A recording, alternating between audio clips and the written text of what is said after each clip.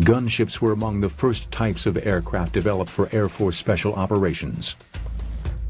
During the Vietnam War, there was a need for an aircraft with the ability to deliver precision firepower near friendly forces. This led to several designs, including the AC-130W Spooky gunship. These gunships were based on transport aircraft, which offered both necessary size and slow-speed stability. Inevitably, the C-130 became the ultimate gunship platform. The C-130 is one of the most successful transport aircraft ever to fly, and it has proven ideal as the basis for the AC-130 Spectre, specialized for the delivery of pinpoint firepower.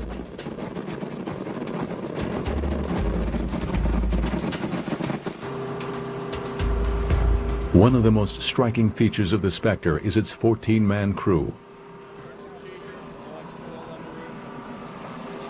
No other attack aircraft has so large a crew. This many crewmen are needed to operate the multiple guns on board, as well as the sensors and computers which make the guns so accurate.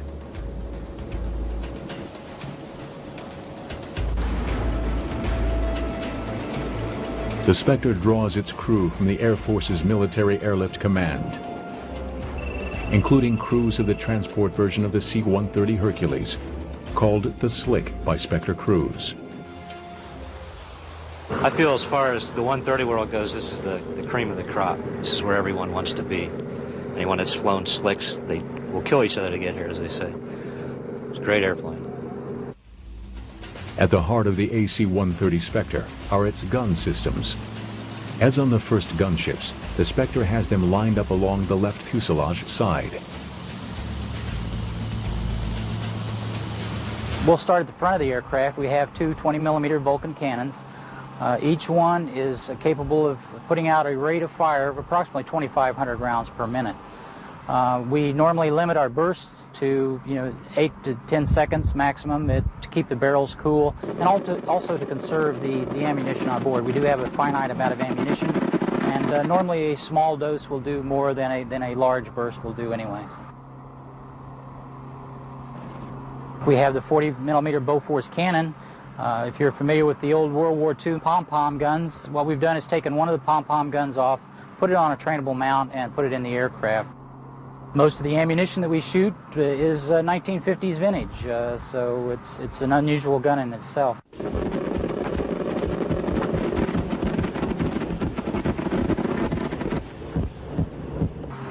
And then finally we have the big weapon, my own personal favorite, the 105 howitzer. My philosophy is start big and work your way down, but it is a very good weapon. It's a standard Army field piece, 105mm howitzer that's been put on a trainable gun mount and fed through the fire control system to make it very accurate, and it delivers a good punch when it hits. So it is a very nice weapon. The Spectre gunship is a complex combination of high and low technology. Its 105mm gun is the largest gun carried on any combat aircraft today. You've got to have some respect for the weapon. It recoils approximately 47 inches, and it's a couple thousand pounds. And if you're in behind it, or you fall in behind it, or your hands are in the wrong place, you could definitely get injured. You've got to have a lot of respect for that weapon and the ammunition. So we're very careful around that weapon system. Because the Spectre operates at night, it relies on a pair of night vision sensors to aim its weapons accurately. We're primarily a night aircraft, and we're equipped with an infrared sensor, which you can relate it to a television camera that works off of heat sources versus the light spectrum, and it's very capable. It allows us to operate in a very dark night without any light source. In addition, we have a low-light television set on board, which with some moon illumination can operate independently, and without it we can provide our own illumination, which is not visible to the naked eye. Those two unique capabilities gives us the eyes in the sky, and those sensors are tied directly into our fire control system. If you could imagine that with the tie-in that we have, where the sensor looks, the gun looks, and that makes it a very, very accurate nighttime resource. The reason the gunship is able to deliver its firepower with such accuracy depends on tactics as well as technology. The location of the guns along the side of the aircraft permits the crew to use a special tactic, the pylon turn, which ensures consistent accuracy. The principle is that as an airplane performs a pylon turn around a given point in space, that point in space on the ground that is the center of the pylon turn is very stable, and that gives us the bulk of our firing accuracy, and the computer is able to anticipate that as we fly around a known orbit point around the target itself. The pylon turn maneuver is unique to the gunship and requires many practice flights for the pilot and crew to perfect this tactic. We go out and shoot the guns every single day. Fighter pilots may in their entire fighter career get to shoot 1 or 2 missiles.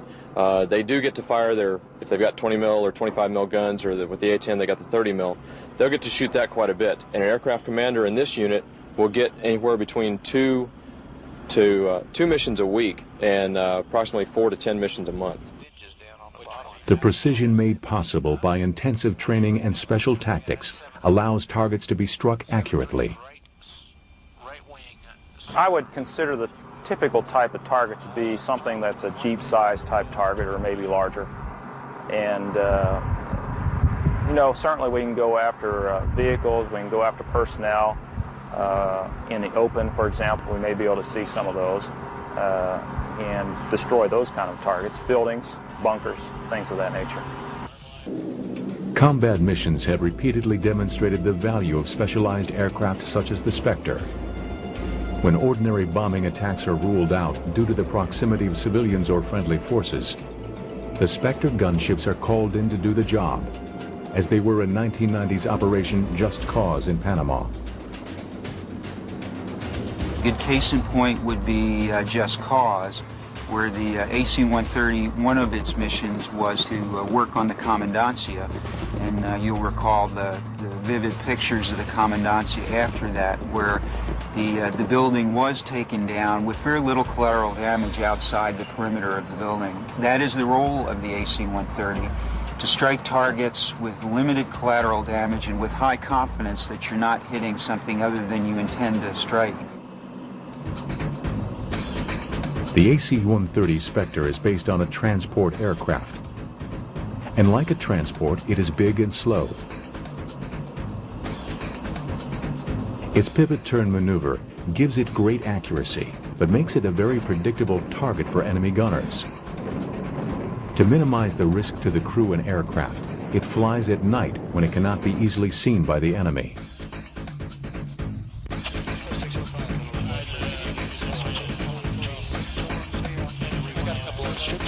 Our tactics do put us at risk at times, and we are very limited in the environment in which we can operate. We have to take into account the threat to us on the ground and any counter-air threat that may be available. And it's not a general purpose, any place, any time type of weapon system. It's very good at a very specific mission, but we have to make sure that we pick and choose as much as we can the mission to ensure, 1, success, and 2, that the airplane comes home. The unique capabilities that we provide, that very precise firepower close in with a low lethality envelope, allows us to work very close to friendly forces. The Spectre's night capabilities are reliant on its sophisticated sensors, contained in a small booth in the middle of the aircraft. In the front right of the booth is where the electronic warfare officer sits with all that associated equipment. To my left in the front of the booth is the infrared sensor operator, who basically uses his infrared sensors to locate targets and guide the guns in on them. In the back of the booth is the TV operator, who uses the low-light television system also to find targets and guide the munitions down on them. The night sensors are used to search for targets. The forward-looking infrared sight can detect targets even on the blackest of nights, sensing the minute heat differential between a human being and a machine. The key to the gunship's accuracy is the careful coordination of the sensor operators, the fire control officer, and the pilots. The sensor operator is primarily responsible for target detection, okay? The navigator gets us in the tactical working area, and the sensor coordinates with the fire control officer and navigator for target acquisition and firing on the target. Once the target is located, the data is passed to the fire control officer. This data is loaded into the aircraft's ballistic computer, which calculates the proper ballistic trajectory and designates a target for the pilot.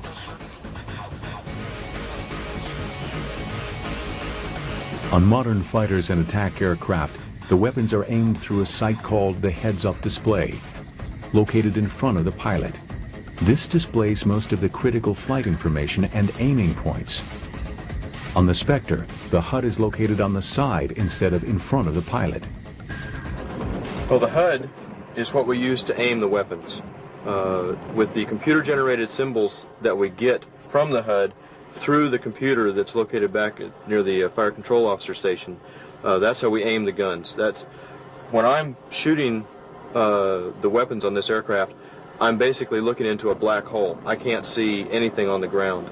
We're firing, at altitudes that I can't distinguish ground references. I can't distinguish the target at all. But the sensors are able to see it, and their information is fed into the fire control computer, and that in turn generates the symbols on the HUD, and I use that to aim with. Once I get the symbols matched up on the HUD, then I can fire the weapons. The pilot's decision to fire must be verified by the sensor operator to make sure that the guns are aiming in the right direction. If the pilot makes a mistake, the computer intervenes. In that case, the computer simply prevents us from firing unless we have the proper firing solution. We work very closely with the sensors on that. Whichever sensor we're using, the TV or the infrared, it's kind of a chicken and egg question. The pilot pushes the trigger, and then when the sensor determines that he is locked onto the target, and the gun is at that point following the camera around, they are locked in by the computer. When he decides that he is locked onto the target, he pushes his consent button, and the gun will go off. The night alone cannot protect the Spectre. Even the smallest and least advanced armies now employ radar-directed anti-aircraft guns and infrared-guided missiles. The Spectre defends itself from these threats electronically. It has sensors located around the aircraft to pick up the electronic signals of radar-directed guns that might be homing in on it. And under the aircraft are missile warning receivers. It is the job of the Spectre's electronic warfare officer to determine how the aircraft should respond to each threat. Some enemy weapons cannot be detected electronically, in which case human eyesight must be used to defend the Spectre. At the side of the aircraft sits one of the observers, and in the tail sits another, looking through a plexiglass bubble. These observers have learned from experience what enemy fire looks like. For example, a surface-to-air missile, you'll see a bright light, basically the launch. Then the missile coming up, you'll see the plume, the aft end of the missile, which is more of a corkscrew type action coming up at you, and they're quick. They're very quick.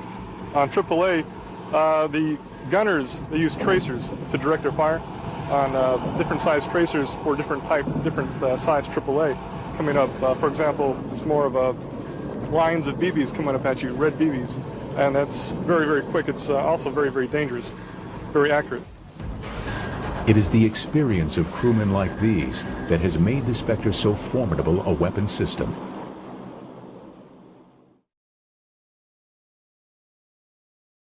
Stability. Inevitably, the C-130 became the ultimate gunship platform. The C-130 is one of the most successful transport aircraft ever to fly, and it has proven ideal as the basis for the AC-130 Spectre, specialized for the delivery of pinpoint firepower.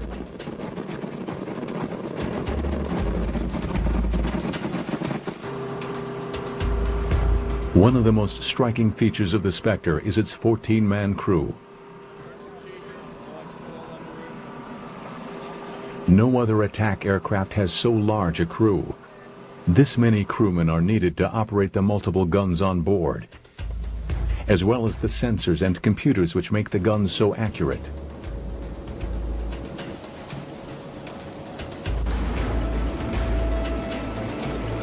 The Spectre draws its crew from the Air Force's Military Airlift Command, including crews of the transport version of the C-130 Hercules, called the Slick by Spectre crews.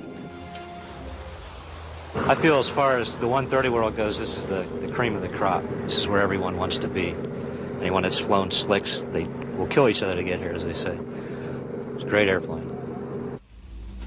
At the heart of the AC-130 Spectre are its gun systems. As on the first gunships, the Spectre has them lined up.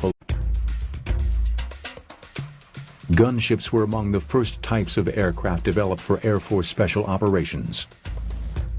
During the Vietnam War, there was a need for an aircraft with the ability to deliver precision firepower near friendly forces. This led to several designs, including the AC-130W Spooky gunship. These gunships were based on transport aircraft, which offered both necessary size and slow speed along the left fuselage side. We'll start at the front of the aircraft. We have two 20mm Vulcan cannons. Each one is capable of putting out a rate of fire of approximately 2,500 rounds per minute. We normally limit our bursts to 8 to 10 seconds maximum to keep the barrels cool, and also to conserve the ammunition on board. We do have a finite amount of ammunition, and normally a small dose will do more